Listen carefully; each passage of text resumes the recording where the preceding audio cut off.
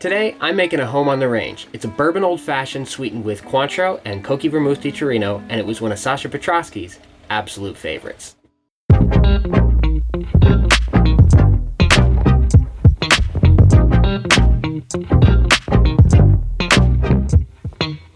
So, like I said, this drink is part of the Petraske pantheon, and it comes to us from the old-fashioned chapter of his book regarding cocktails, the book that taught me to mix drinks.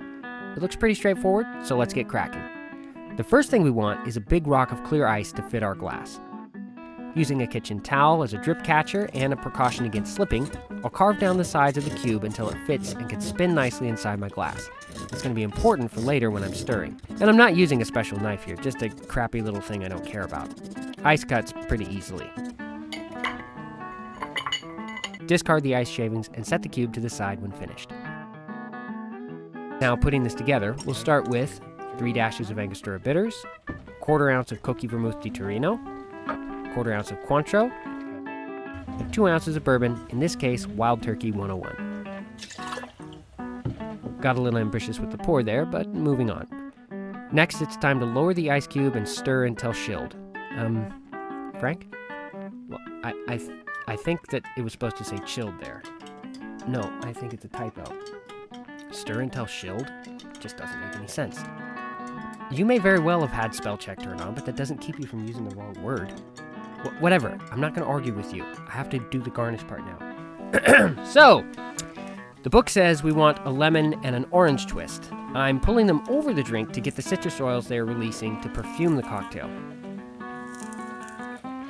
If you want to make them pretty, wrap them around something cylindrical. I find that a finger works pretty well, and then drop them on top. Well, that's the home on the range. Time for the fun part. All right, moment of truth. I have not tasted this yet.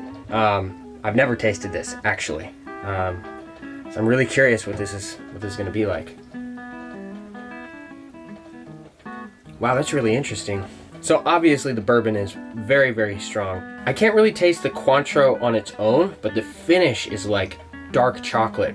About 5 seconds after you swallow, you start to taste this chocolate note, and it lingers for another 5 or 6 seconds after that. And that is from the Vermouth di Torino. It's a very chocolatey, sweet red vermouth. I'm gonna go in for another sip. Okay, now I can taste the Cointreau. It's not a flavor that you recognize on its own. It's blending with the bourbon so perfectly that you can't quite separate it. It's like it's added this high-end brightness to the bourbon in a way that's it's seamless. You can think of this cocktail almost like a 3-band EQ. You've got your bourbon in your mids, you've got your Vermouth di Torino providing the base, that chocolatey base, and then the Cointreau is sitting up on top providing that super bright high frequency. If you guys are music nerds, it's the presence control. This is a really delightful cocktail. So there you go. That's kind of what it tastes like. I'm definitely a fan, and I would highly recommend it. If you liked the video, hit the button. If you didn't like the video, hit the other button, and let me know why in the comments down below. Subscribe for more content. Check out the links to Patreon if you want to support me, and I will see you in the next video. Cheers.